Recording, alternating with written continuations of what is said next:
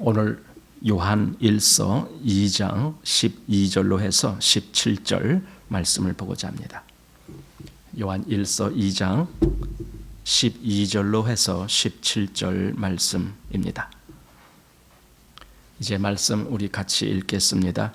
자녀들아, 내가 너희에게 쓰는 것은 너희 죄가 그의 이름으로 말미암아 사함을 얻음이요, 아비들아, 내가 너희에게 쓰는 것은 너희가 태초부터 계신 이를 알미요, 청년들아, 내가 너희에게 쓰는 것은 너희가 악한 자를 이기었음이니라.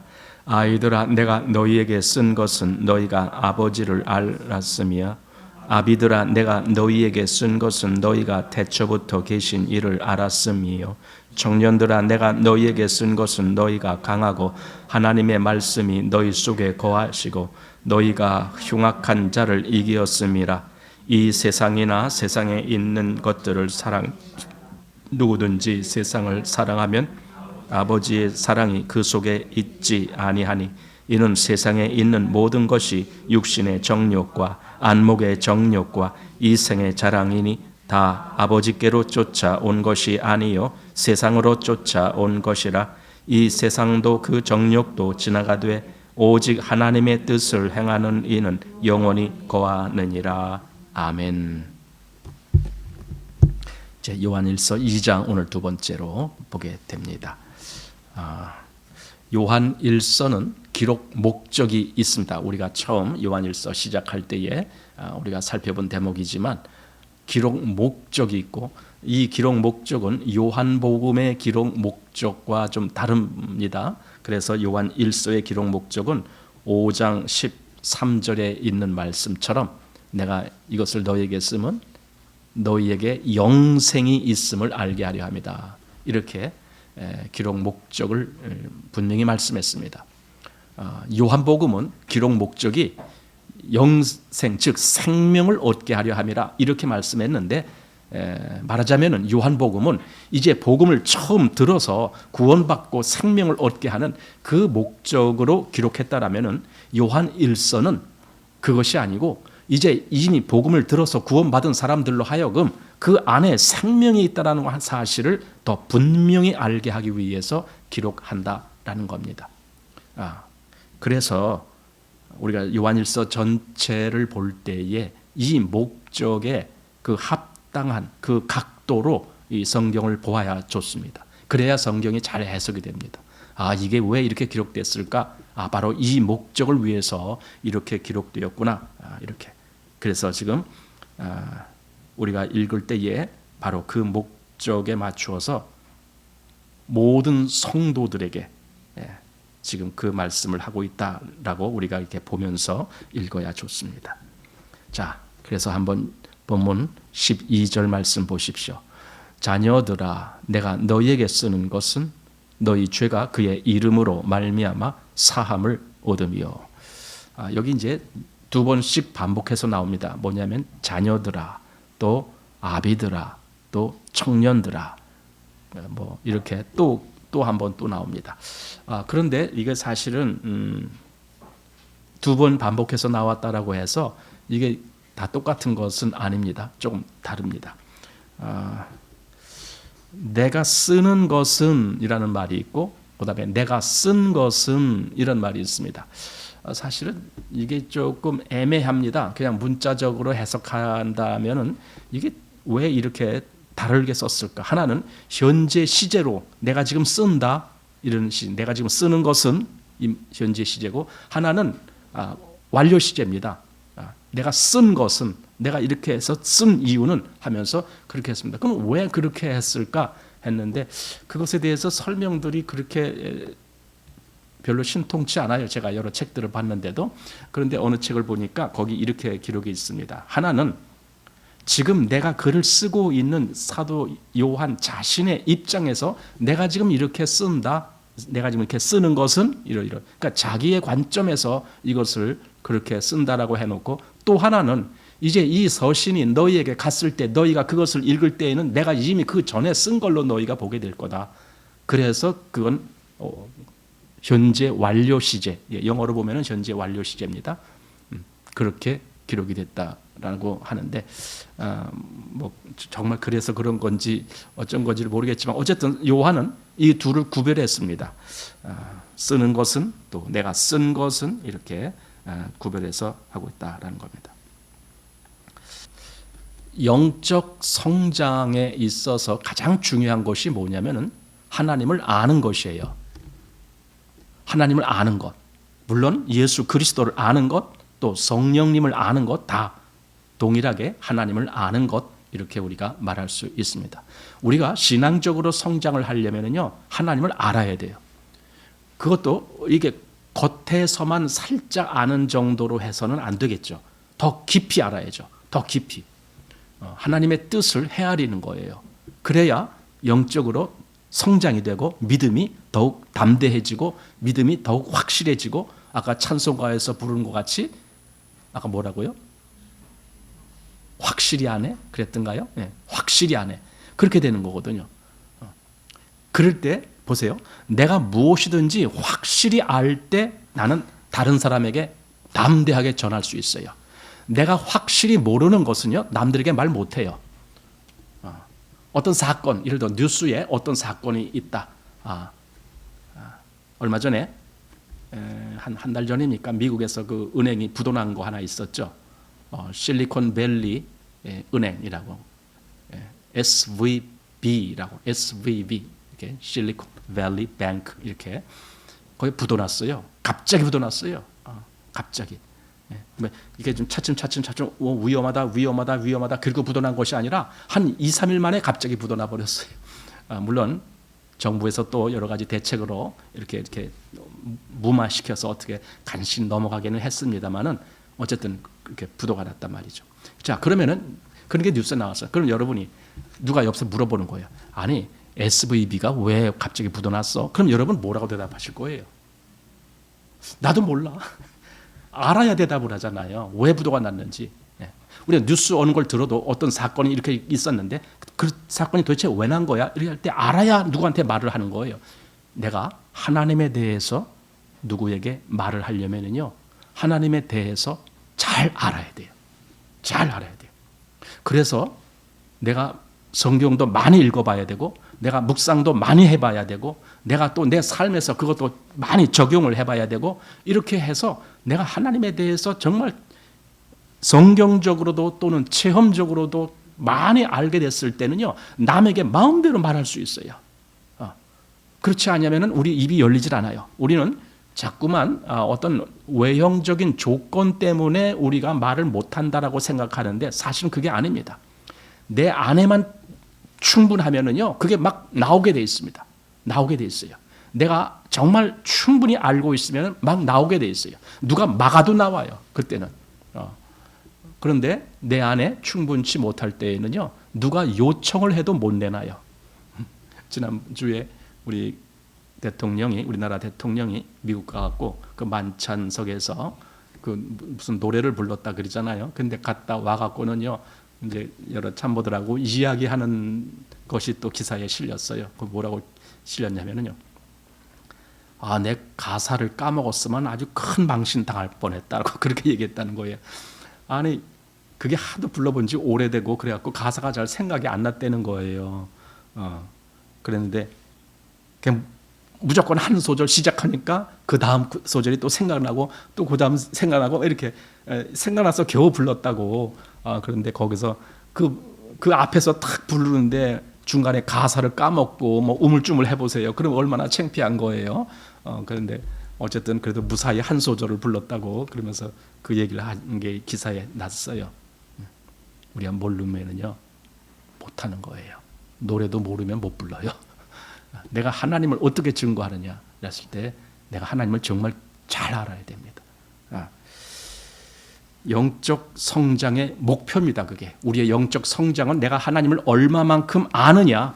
이 아느냐는 지식의 문제가 아니고 지식적으로도 알아야 되고 내 체험적으로도 알아야 되고 내 믿음으로도 알아야 되고 다방면으로 내가 하나님을 아는 것, 그것이 영적 성장의 목표가 됩니다. 그래서 빌립보서 3장 10절 말씀에 보면은 사도 바울이 그런 말을 했어요. 내가 그리스도와 그 부활의 권능과 그 고난에 참여함을 알려하여 그의 죽으심을 본받아 어찌하든지 죽은 자 가운데서 부활에 이르려 하노니. 이렇게 뭔가 예수님에게 속한 어떤 것에 대해서 나는 더 알기를 원한다. 이 마음을 거기다 그렇게 써놨습니다. 알려하여 이렇게. 자, 그래서 정말 알아야 됩니다. 자, 그렇다면 여기 자녀들아, 또 아비들아, 또 청년들아 하면서 알려주는 거예요. 한마디로 알려주는 거예요. 근데 뭘 알려주느냐? 사실 알려주는 건 하나예요. 뭘 알려주는 줄 아세요? 너희가 이긴 자야. 그걸 알려주는 거예요. 너희가 승리한 자야. 사실 이걸 엄청 중요하다라고 저는 봅니다. 우리가 그리스도인 아닙니까? 그런데 내가 이긴 자라고 알고 있으면요, 뭐든지 자신이 있어요. 내가 이긴 자인 줄 모르면요, 뭐든지 소심하게 돼요. 성경은 우리가 이긴 자라고 지금 말하고 있는 거예요. 너희가 이긴 자야. 사단이 아무리 너를 대적하러 와도요, 네가 이긴 자니까 너는 얼마든지 그를 물리칠 수 있어. 야고보서에 있는 말씀대로 그를 대적하라. 예. 우리는 얼마든지 대적하고 이길 수 있는 위치에 있어. 근데 이걸 모르니까 대적을 못하는 거예요. 지금 러시아 우크라이나 전쟁을 가만히 보면은요, 각 그 양쪽에서 그런 걸 하고 있더라고요. 보니까 서로 간에 자기들이 이기고 있다, 이런 그 일종의 그 선전하는 그런 거. 우리가 이번에도 많은 승리를 했다, 많은 노획을 했다, 많은 뭘 했다, 이런 거 서로 간에 그런 거. 이쪽은 자기들, 또 저쪽은 또 자기들이 이겼다고 서로. 그럼 왜 그렇게 말을 합니까? 사실 그게 사실이 아닐 수도 있거든요. 사실은 하나잖아요. 근데 양쪽은 다 자기들이 이겼다라고 말하잖아요. 그럼 왜 그렇게 이겼다라고 말합니까? 그게 사기 때문에 그러죠. 그 전장에서 싸우는 군인들은 사기 때문에 열심히 싸울 수도 있고 아니면 그냥 도망갈 수도 있고 그래요. 우리 그 뭡니까? 성경에도 그런 싸움에서 그런 내용들이 많이 나와요. 뭐예요? 기드온이 항아리에다가 횃불 담아서 가져가고 그렇게 깨트리면서 할 때, 그때 그 안에 있었던 그 가운데 있었던 그 적군들이 사실은 기도는 300명밖에 안 되는 거예요. 그걸 사실을 알았다라면 그들이 왜 서로 그냥 다 도망가고 다 그랬겠습니까? 저들이 지금 아무리 소리쳐도 저들은 300명밖에 안 돼. 그러면 우리가 얼마든지 가서 저들을 이길 수가 있어. 이렇게 실제로 알았다라면 그들이 도망가지 않았겠죠. 그런데 실제로는 그 300명이라고 보인 게 아니에요. 아마 한 30만 명으로 본 것 같아요. 왜 그랬습니까? 겁을 먹었으니까. 물론 하나님이 그렇게 역사했으니까 그렇게 된 거예요. 그 마음에 그렇게 300명을 30만 명으로 보게 그렇게 만든 거예요. 그래서 자기들끼리 막 도망가고 막 난리치고 막 그러는 거 아닙니까? 그러니까 그리스도인은요, 이 사실을 진짜 알아야 돼요. 뭐냐면 이겼다라는 거예요. 우리가 이긴 자예요. 여기 요한 1서에 그 내용을 지금 말해주고 있습니다. 13절 말씀 보십시오. 그 전에 12절 좀 더 봐야 되겠군요. 자, 12절. 자녀들아, 내가 너희에게 쓰는 것은 너희 죄가 그의 이름으로 말미암아 사함을 얻으며 너희 죄가 사함을 받았다. 이건 뭡니까? 예수 그리스도의 피의 공로로 말미암아, 그 역사로 말미암아 너희 죄가 다 사함 받았어. 그러면 뭡니까? 더 이상 죄에 대해서 너는 어느 누구한테도 송사받을 이유가 없어. 사단이 와서 너를 죄로 추궁한다 할지라도 너는 그럴 필요가 없어. 왜? 그리스도의 피가 이미 너의 모든 죄를 다 사함받게 했으니까. 이거죠. 그러니까 사단이 나를 송사한다고 할지라도 나는 거기에 전혀 굴할 이유가 없다라는 거예요. 이걸 모르면은 어떻게 대적해야 될지 몰라갖고 주저하고 막 그러죠. 그러면 사단은 우리의 약점을 금방 파악하죠. 그리고 거기를 더 집중적으로 공략하는 거예요. 그 동물들에 대한 그런 영상을 보면은요, 동물들이 자기보다 큰 어떤 동물을 공격할 때, 예를 들어 하이에나라든가 들깨라든가 심지어는 사자들이라든가 이런 것들은 이제 때로 공격을 하거든요. 그러면은 저기 이제 큰 들소가 있다. 그럼 사실 들소 사자보다 훨씬 크잖아요. 하이에나보다도 훨씬 크잖아요. 그럼 어떻게 공격을 해요? 앞에서는 절대 공격 안 해요. 왜냐하면 잘못하면 뿔에 받치면 큰일 나니까. 그냥 날아가니까. 그럼 뒷꽁무니로 가서 공격을 해요. 뒷꽁무니가 제일 허약하게 보이는 거예요. 거기는 공격할 게 아무것도 없으니까 뒤로 가서 막 물어뜯고 막 그래요. 약한 데를 공격하는, 사단은 얼마든지 그럴 머리를 갖고 있을 거예요. 우리의 약함을 공격하는 거예요. 그래서 우리는 약함을 그에게 보여줄 수는 없어요. 그러면 안 돼요. 그러면 어떻게 해요? 내가 확실해야죠. 내 죄가, 여기 지금 제일 먼저 그거부터 말하는 거야. 근데 여기 이제 자녀들아 아비들아 이렇게 했는데 12절에 자녀들아 한 이 자녀들어는요, 일반적으로 모든 그리스도인들을 호칭할 때 이렇게 불러요. 자녀들아 이렇게. 그래서 여기 자녀들아 한 말과 그 다음에 14절에 아이들아는 좀 달라요. 이거 차원이 다른 거예요. 자녀들아는 모든 성도들을 그 당시에 부를 때, 특별히 사도같이 이렇게 나이 많은 성도가 이제 다른 성도들을 전체적으로 부를 때 나의 자녀들아, 또는 어떤 때는 내 아들아, 뭐 이렇게도 불러요. 내 아들아. 하지만 그게 친아들을 얘기하는 것이 아니라 성도들을 그렇게 부르는 겁니다. 그래서 자녀들아 하면서 내가 너희에게 쓰는 것은 너희 죄가 그의 이름으로 말미암아 사함을 얻음이요. 이것이 모든 성도에게 지금 해당되는 말로 이렇게 해주고 있는 거예요. 나의 자녀들아. 자, 그리고 13절 봅니다. 아비들아 내가 너희에게 쓰는 것은 너희가 태초부터 계신 이를 알미요. 이제 아비들아 이렇게 말했습니다.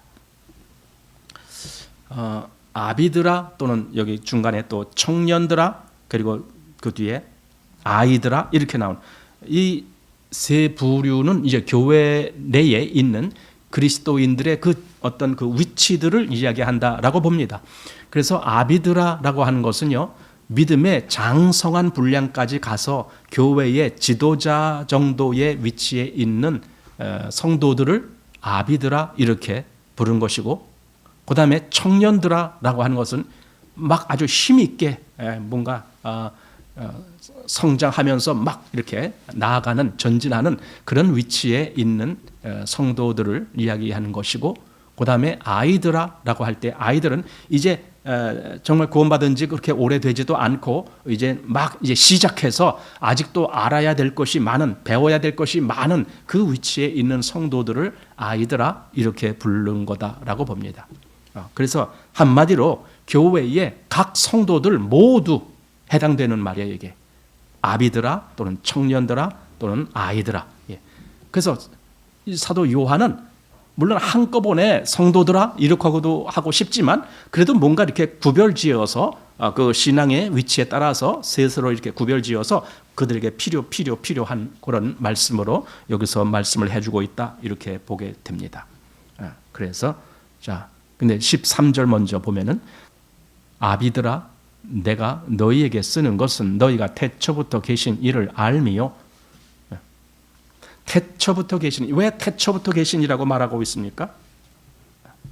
복음은 태초부터 시작된 거예요. 요한 1서도 그러고 요한복음도 그러고 태초부터의 시작이다라고 말을 하고 있잖아요. 그러니까 지금 이 요한 1서 1장에도 태초부터 있는 생명의 말씀에 관하여는 이렇게 시작을 했잖아요. 바로 그거거든요. 그래서 그때부터 이 태초부터 관련된 어떤 것, 바로 그것을 지금 말씀해 주려고 이렇게 아비들아 내가 너희에게 쓰는 것은 너희가 태초부터 계신 이를 알미요. 그가 누굽니까? 태초부터 계시다가 이 창조 때부터 계신 그분이 어느 날 우리에게 오셨다. 지금 그걸 얘기하는 거거든요. 우리에게 오신 분이야. 요한복음 1장에는 말씀이 육신이 되어 우리 가운데 거하심에, 그리고 여기 요한 1서 1장에는 그 태초부터 있는 생명의 말씀에 관하여는 우리가 들은 바요, 본 바요, 주목하고 우리 손으로 만진 바 된 자, 이게 직접 우리가 그렇게 같이 있었다 이걸 얘기하잖아요. 그러니까 그 태초부터 계신 그분이 우리에게 오신 거야. 지금 이 얘기거든요. 너희가 그분을 알고 구원받은 거야. 그분을 알고 죄사함을 받은 거야. 태초부터 계시다가 우리에게 오신 그분, 태초부터 계신 이를 알미요. 청년들아 내가 너희에게 쓰는 것은 너희가 악한 자를 이기었음이니라. 너희가 이겼어. 청년들아. 그러니까 청년들에 해당되는 말은 일종의 그 전사죠. 말하면 싸움해야 될 전사. 그 민수기에 보면은 그 수를 세는데 어떤 수를 세느냐? 20세 이상으로 싸움에 나갈 만한 자, 그 수를 세는 거예요. 20세 이상. 여기 지금 청년들아 하는 바로 그 위치. 그들은 싸우는 거예요. 싸움의 목적은 이기는 거예요. 그래서 여기 이긴다는 말이 나왔습니다. 청년들아, 내가 너희에게 쓰는 것은 너희가 악한 자를 이기었음이라. 아니, 어떻게 이겼어요? 어떻게 이겼어요? 그들이 직접 뭐 한 거 있습니까? 아니죠. 예수님이 이기면 이긴 거죠. 이 말씀을 묵상하면서 저는 이런 생각을 해봤어요. 다윗이 그 젊었을 때에 그 사울 임금이 있었잖아요. 사울 임금이 어느 날 블레셋하고 싸움을 할 때가 있었습니다. 그런데 블레셋에서 아주 그 큰 장수가 나왔는데 누굽니까? 골리앗이라고 하는 장수가 나왔습니다. 이스라엘은 그 골리앗만 보면은 다 그냥 숨어 이렇게 줄줄줄 거리고 이제 감히 싸우러 나가지도 못합니다. 자, 그런데 다윗이 거기 갔다가 자기가 내가 가겠습니다 하고 나가서 골리앗하고 싸웁니다. 자, 저쪽 블레셋의 대표자가 골리앗, 이쪽 이스라엘의 대표자가 다윗. 대표자가 딱딱 1대1로 나간 거예요. 그러면 이 대표자 누가 이기냐에 따라서 이 전체가 다 이기는 거예요. 그죠? 다윗이 골리앗을 쓰러뜨렸으니까 블레셋은 다 도망가는 거예요.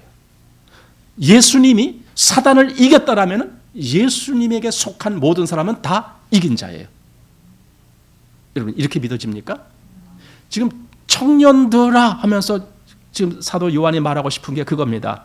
청년들아, 내가 너희에게 쓰는 것은 너희가 악한 자를 이겼으면, 나 이걸 너희에게 좀 알려주고 싶은 거야. 너희는 이긴 자야. 너희가 악한 자를 이겼어. 너희들은 그걸 꼭 명심해. 이거거든요. 내가 지금 너희가 쓰는 이유가 바로 그거다라는 거야. 내가 이거 알려주고 싶다라는 거거든요. 너희가 쓰는 것은 이렇게 이겼습니다. 모든 그리스도인은 이 사실을 놓치지 말아야 돼요. 이겼다라고 하는 사실을. 이것이 13절에만 있는 것이 아니고요. 14절에도 14절 마지막에 너희가 흉악한 자를 이기었음이니라. 이렇게 거기도 말씀하고 있잖아요. 이겼다는 말 2번씩이나 강조하고 있습니다. 이긴 자야. 우리가 이긴 자야. 그리스도인들이요. 우리는 이긴 자입니다. 하고 이렇게 지금 계속 강조를 하는 거예요. 이것이 그리스도인의 삶에서 힘나는 거예요. 힘이 나는 거예요. 우리가 이긴 자야. 이렇게. 가끔 그리스도인들이 무기력하게 산다. 사실은 그런 그리스도인들이 많아요. 무기력하게. 어찌할 바를 모르고 그냥 나약하게. 그래서 왜 그럽니까? 자기가 승리자라는 걸 모르기 때문에 그래요. 이겼다라는 걸 모르기 때문에 그래요. 그 확증이 없기 때문에 그래요. 그냥 뭐 그런 거 있는가 보다 하고 듣긴 했는데 실제로 체험이 안 오는 거예요. 그러니까 그냥 무기력하게 그냥 저 앞에 그냥 사단이 이만한 큰 누굽니까 골리앗 같이 그렇게 딱 나타나면 나는 어이구 무서워 하고 이렇게 그러고 있는 거예요. 왜? 내가 이긴 줄 모르니까. 이미 이겼는데도 이긴 줄 모르니까. 승리를 모르기 때문에 무기력한 그리스도이다. 지금 사도 요한이 이걸 쓰는 이유가 바로 그런 이유입니다. 성도들이요, 당신들은 무기력한 자로 살지 마십시오. 왜냐하면 당신들은 이겼습니다. 이긴 자입니다. 저 사단을 이긴 자입니다. 우리의 대장 예수께서 저 사단을 그 머리를 깨부셨습니다. 그러니 우리가 이긴 자입니다. 그럼 우리는 뭐예요? 그걸 그렇게 믿는 거예요. 야, 힘차게 나가자. 다윗이 골리앗의 목을 자르니까 이스라엘 나머지 군사들이 와 하고 이제 적진으로 뛰어드는 거죠. 저건 도망가기 이제 바쁜 거고. 이게 싸움입니다. 여러분, 다윗과 골리앗의 싸움이 왜 성경에 기록되어 있겠습니까? 그냥 그 역사적으로 그런 일이 있었다. 그렇게 역사적으로 보기 위해서 기록된 겁니까? 아무것도 나에게 영적인 의미의 그 어떤 도움이 되어 있는 말이 아닙니까? 그게? 성경을 그렇게 보면 안 되는 겁니다. 성경은 한 구절도 괜히 기록된 것이 없어요. 쓸모없는 것이 없어요. 다 이유가 있어요. 지금 나에게 모든 성경은 하나님의 감동으로 기록된 것으로 책망과 교훈과 바르게 함과 의로 교육하기에 유익하니 우리를 위해서 기록된 것이다. 성경은 그렇게 말씀해 주고 있습니다. 자, 다시 13절 그 뒷부분, 청년들아 내가 너희에게 쓰는 것은 너희가 악한 자를 이기었음이니라. 이렇게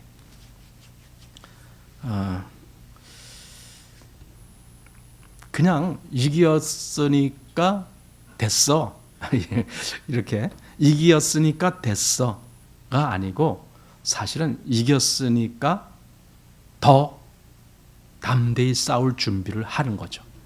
그런 준비를 하는 것이, 예를 들어 베드로전서 2장 2절에는 신령한 젖을 사모하라 이런 말씀도 있고, 에베소서 6장 11절에는 하나님의 전신갑주를 취하라 이런 말씀도 있고, 또 그 같은 6장 17절 말씀에는 뭐예요? 성령의 검 곧 하나님의 말씀을 가지라 이런 말씀도 있고, 하나님의 말씀이 영적인 싸움의 무기입니다.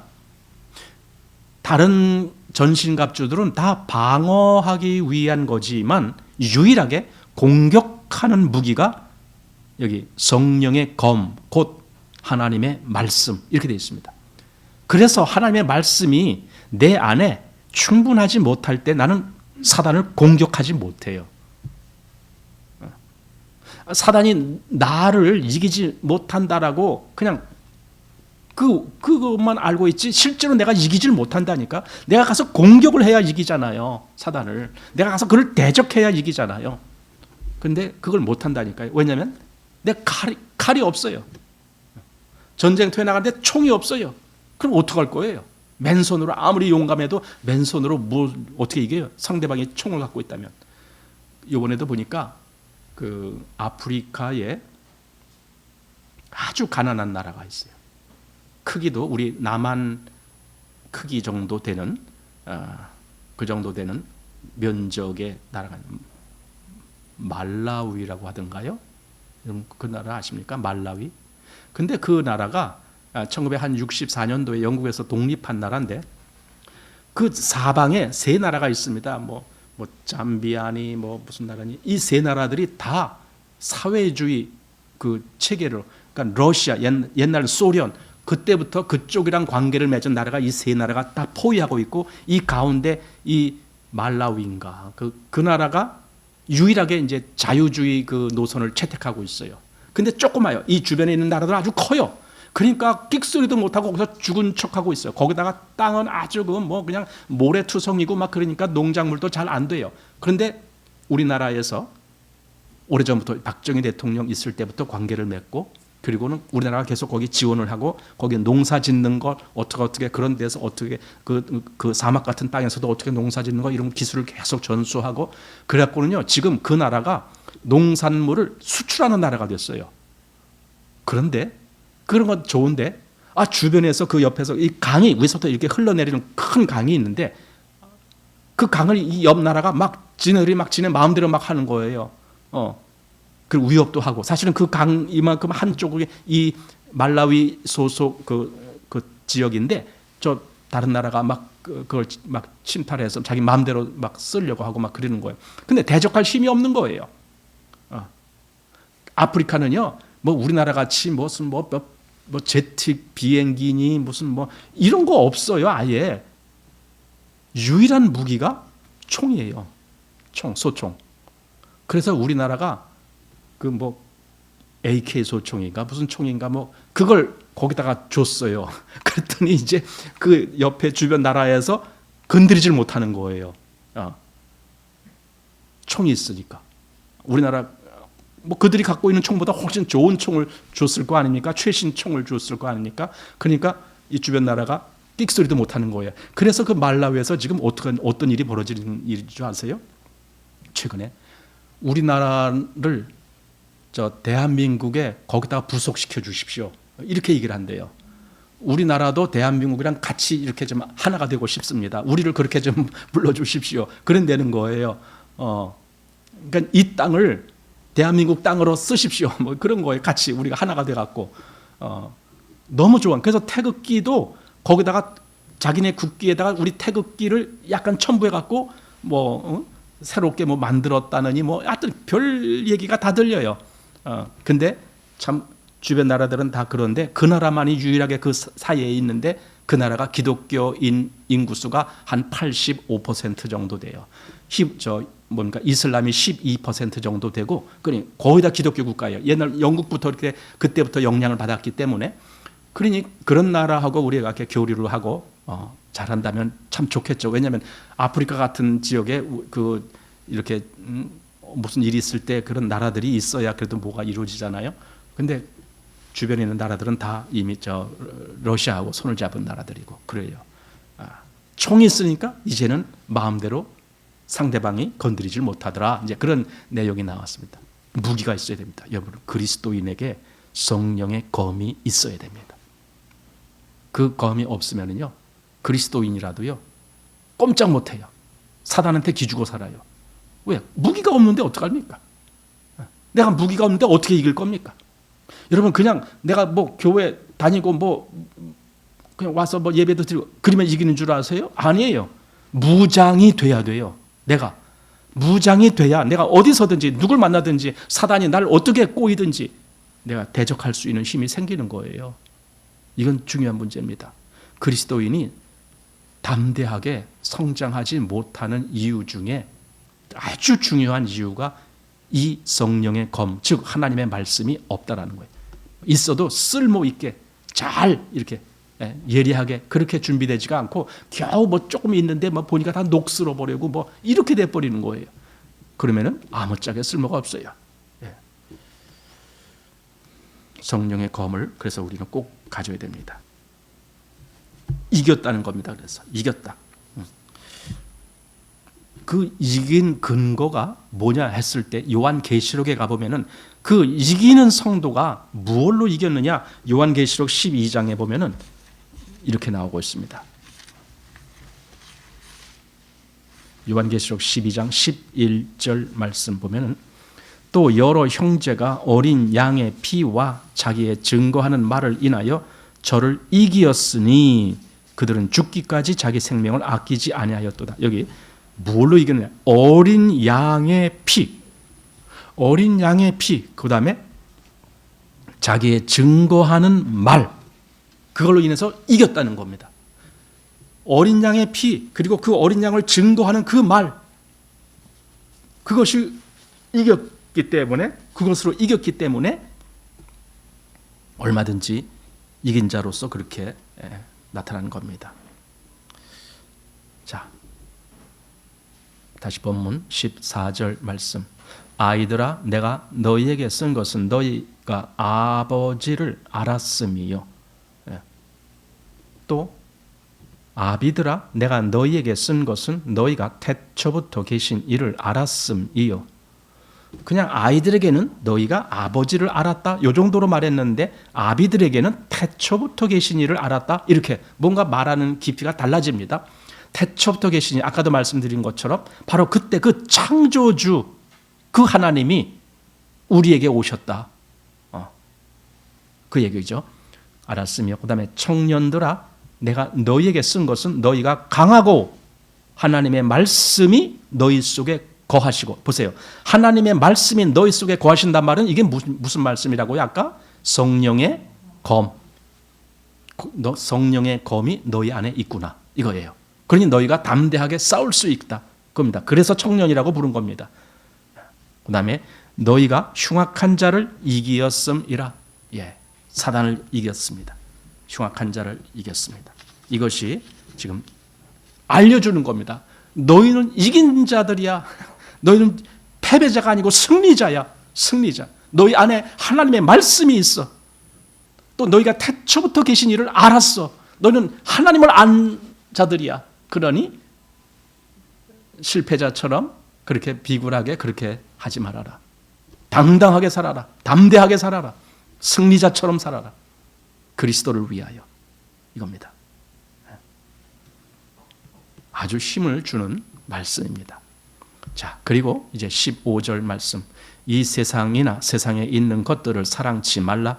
누구든지 세상을 사랑하면 아버지의 사랑이 그 속에 있지 아니하니. 예.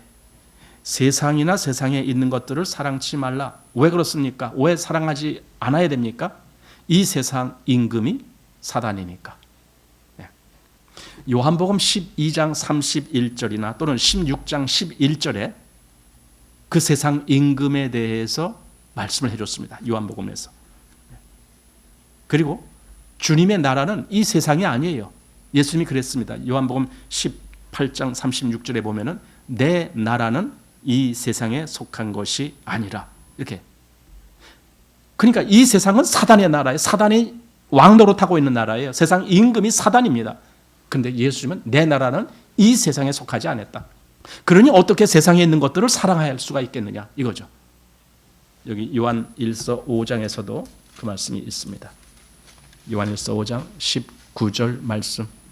또 아는 것은 우리는 하나님께 속하고 온 세상은 악한 자 안에 처한 것이며, 예, 온 세상은 악한 자 안에 있다. 즉 악한 자 사단이 온 세상 임금이다 이겁니다. 그런데 내가 그 온 세상 즉 사단이 임금인 거기에 있는 것에 내가 마음을 두고 있다라면은 그럼 나는 뭐예요 지금? 여기 하나님 편이 있고 여기 사단 편이 있습니다. 나는 하나님 편에 속했다라고 하고 있습니다. 그런데 내 마음은 저 사단 편에 있는 걸 지금 좋아하고 있어요. 이거 어떻게 되는 거예요? 이거 말이 안 되는 거죠. 그렇게 될 수가 없죠. 빌립보서 3장 20절에는 우리의 시민권은 하늘에 있다. 이 세상이 아니다. 이 세상이 아니다. 물론 여기서 말한 세상이라는 것은요, 이 세상에 무슨 뭐 나무나 돌이나 뭐 이런 물질을 이야기하는 것이 아닙니다. 세상에 어떤 체제가 있습니다. 어떤 체계가 있습니다. 그리고 그 체계의 중심은 사람입니다. 사람. 사람들의 어떤 체계. 그것이 이 세계, 이 세상입니다. 즉 사단의 체계가 있습니다. 사람들로 말미암아 구성된 사단의 체계, 이 세상에 그렇게 되어 있습니다. 그래서 세상에 있는 것들을 사랑치 말라라고 하는 말씀입니다. 왜냐하면 그것은 사단이 만들어 놓은 조직체이기 때문에 이 세상이라는 것이. 우리는 세상에 있는 사람들이 뭐 악하다, 뭐 세상에 있는 사람들이 어떻게 저렇게 파렴치할 수가 있느냐, 여러분 그건 놀랄 필요 하나도 없어요. 세상은 사단이 구상을 해놓은 조직체이니까. 그 속에 내가 빠지면 오히려 내가 잘못되는 거죠. 사람들이 사단의 종이 되었기 때문에 이 온 세상은 사단의 세상이 되어버린 겁니다. 그래서 사단의 세상이 되어버린 그 증거가 뭐냐면요, 우리 이런 말 많이 들어보잖아요. 인본주의라는 거예요. 인본주의. 하나님을 배제하고 우리 사람끼리 잘 살자 이거예요. 사람끼리 잘 살자. 사람이 최고다. 늘 이런 말을 해주는 이게 인본주의입니다. 근데 그 시편 14편에 보면은 거기 1절에 어리석은 자는 그 마음에 이르기를 하나님이 없다 하도다. 이게 인본주의입니다. 하나님이 없어. 왜 하나님을 인정해? 하나님 인정할 필요가 뭐가 있어? 그러면서 어떻게 해서든지 인간을 최고의 위치에다 올려놓는 겁니다. 인간은 위대해. 인간은 위대해. 이것이 인본주의입니다. 그러나 반대로 하나님을 인정하는, 즉 신본주의라면은 말이 달라지는 거예요. 아까 시편 14편에 있는 그런 말을 하는 게 아니에요. 오히려 반대로 여기 로마서 11장 36절 여기 보면은 이렇게 말하고 있습니다. 로마서 11장 36절. 이는 만물이 주에게서 나오고 주로 말미암고 주에게로 돌아감이라 영광이 그에게 세세에 있으리로다. 아멘. 이게 신본주의입니다. 이게 하나님 중심입니다. 모든 것이 하나님으로부터 말미암고 모든 것이 하나님께로 갑니다. 그러나 인본주의는 하나님이 없다. 이게 인본주의입니다. 그러나 우리는 하나님 중심입니다. 골로새서 1장 16절에도 우리 지난번에 보았는데 골로새서 1장 16절에도 만물이 그에게 창조되되 하늘과 땅에서 보이는 것들과 보이지 않는 것들과 혹은 보좌들이나 주관들이나 정사들이나 권세들이나 만물이 다 그로 말미암고 그를 위하여 창조되었고, 이게 하나님 중심인 마음입니다. 완전히 이 둘이 갈라지는 겁니다. 그럼 이 세상은 어떤 거냐? 이 세상은 하나님이 없다 하도다, 그것이 이 세상이에요.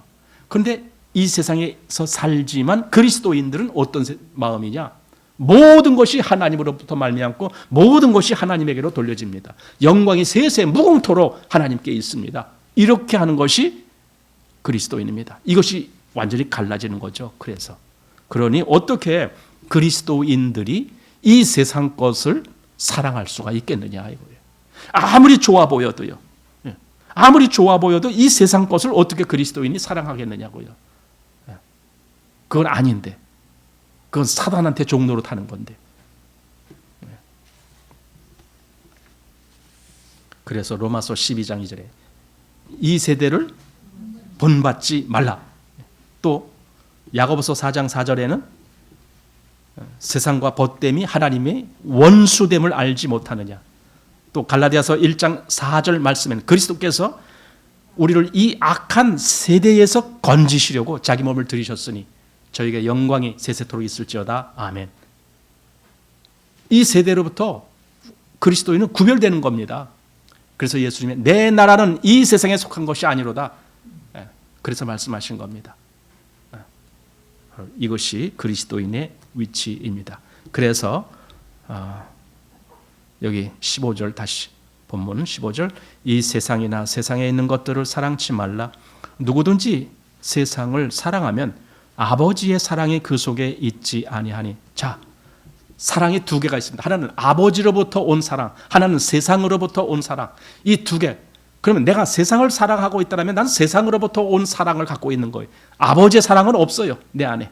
반대로 아버지의 사랑이 나한테 와 있다면 나는 아버지를 사랑하게 되지 이 세상을 사랑하는 것이 아닙니다. 이것이 갈라집니다. 구별되는 거죠. 그래서 우리가 누가 구원받은 사람이냐라는 것을 말할 때 실제로 결과가 이렇게 나오는 것을 보고 저 사람은 구원받은 사람이야. 왜? 저 사람 마음속에 하나님의 사랑이 있어. 근데 어떤 사람은 세상을 사랑함이 저 마음속에 가득하고 있어. 그러면 저 사람은 세상에 속한 사람이다. 이렇게 말할 수 있는 거죠. 자, 그래서 16절 이는 세상에 있는 모든 것이 육신의 정욕과 안목의 정욕과 이생의 자랑이니 다 아버지께로 쫓아온 것이 아니요 세상으로 쫓아온 것이라. 그렇죠. 그러니까 육신의 정욕, 안목의 정욕, 이생의 자랑이란 그것이 내 마음에 가득하다라면 그것은 아버지로부터 온 것이 아니고 세상으로부터 온 거야. 그런데 실상 많은 사람들이 이 마음으로 살잖아요. 육신의 정욕, 안목의 정욕, 이생의 자랑. 그것이 우리 창세기 3장에 보면 보암직도 하고 먹음직도 하고, 먹음직도 하고가 먼저입니까? 먹음직도 하고 보암직도 하고 이렇게 됩니까? 보암직도 하고 뭐 하여튼 지혜롭게 할 만큼 탐스럽기도 한 나무인지라 그 얘기가 있잖아요. 전부 그걸 위해서 요즘은요,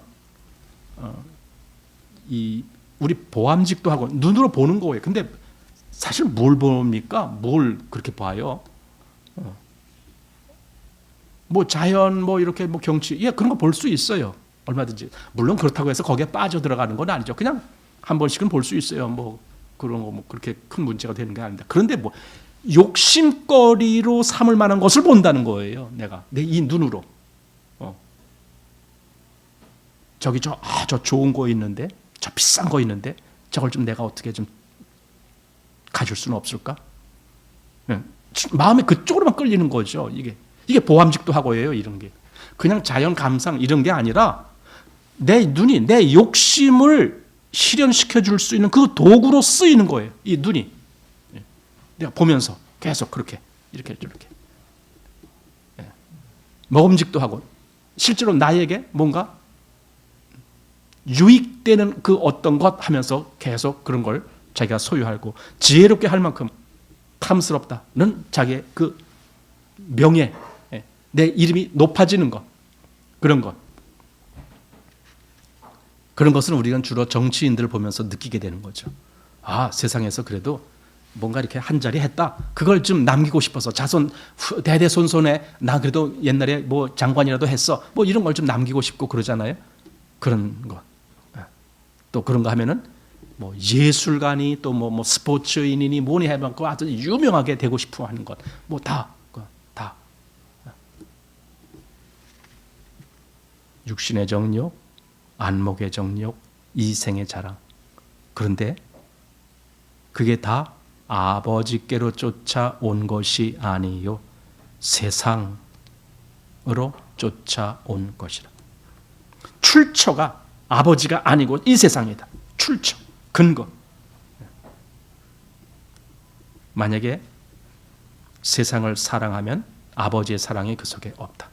그래서 야고보서 4장 4절에 그 아까 말한 간음하는 여자들이요. 간음하는 여자. 왜 간음합니까? 아버지를 사랑한 것이 아니라 세상을 사랑하니까. 그래서 간음하는 거죠. 세상으로 쫓아온 것이다. 자, 그리고 결론이 17절입니다. 이 세상도 그 정욕도 지나가되 오직 하나님의 뜻을 행하는 이는 영원히 거하느니라. 이 세상도 그 정욕도 아까 뭐 육신의 정욕, 안목의 정욕, 그 정욕이라는 사실 그 정욕이라는 것을 나쁜 것을 바라보는 게 정욕이 아니에요. 좋아 보이는 것도 그게 정욕이에요. 좋아 보이는 것도 이 세상에 속한 거라면 이 세상도 그 정욕도 다 지나가는 거예요. 한마디로 지나간다는 것은요 영원하지 않다. 영원하지 않다. 잠시 있다가 없어지는 것이다. 이게 지나가는 거예요. 지나가는 거, 쓱 지나가는 거예요. 그런데 그거와 반대로 오직 하나님의 뜻을 행하는 이는 영원히 거하느니라. 이거 영원히 거하느니라. 이게 결론입니다. 잠시 있다가 없어져가는, 즉 지나가는 것이 있는가 하면은 영원히 있는 것, 어떤 것을 나는 원하는가? 노아의 때라든가 롯의 때에 그때 있었던 많은 사람들이 어떻게 했어요? 그 몇 사람, 뭐 노아의 뭐 8식구 또는 롯의 뭐 몇 식구 말고는 다 그때 죽었잖아요. 이게 뭐예요? 그들이 세상을 살아가다가 죽은 것에 대한 그 예표가 기록된 거예요. 그것이 여기 베드로전서 3장에 나오죠. 자, 베드로전서 3장 한번 보십시오. 베드로전서 3장 20절. 그들은 전에 노아의 날 방주 예비할 동안 하나님이 오래 참고 기다리실 때에 순종치 아니하던 자들이라. 방주에서 물로 말미암아 구원을 얻은 자가 몇 명뿐이니 겨우 8명이라. 예. 그들은 구원을 받지 못했다. 왜? 세상을 사랑하고 있었으니까. 세상을 사랑한 자는 그렇게 멸망한다라는 걸 보여준 거죠. 그것이 노아 때나 또는 롯의 때나 그때 보여줬던 일입니다. 지금 우리에게 그걸 보여주고 이게 좀 아까 읽은 베드로 사도도 벌써 오래전 노아 때, 롯의 때 그 내용을 왜 얘기하느냐고요. 그것이 지금 우리에게 교훈이 되는 말씀이니까 얘기하는 겁니다. 세상을 사랑하지 말라. 왜? 이 세상은 뭡니까? 세상 임금이 대장인 거기에 속한 것이니까. 그리고 그 세상을 사랑하면 하나님의 사랑이 그 속에 없다. 그러니 세상을 사랑하지 말아라. 라고 하면서 그것들은 다 잠시 있다가 지나가는 거야. 그렇지만은 마지막에 오직 하나님의 뜻을 행하는 이는 영원히 거하느니라. 바로 이거다.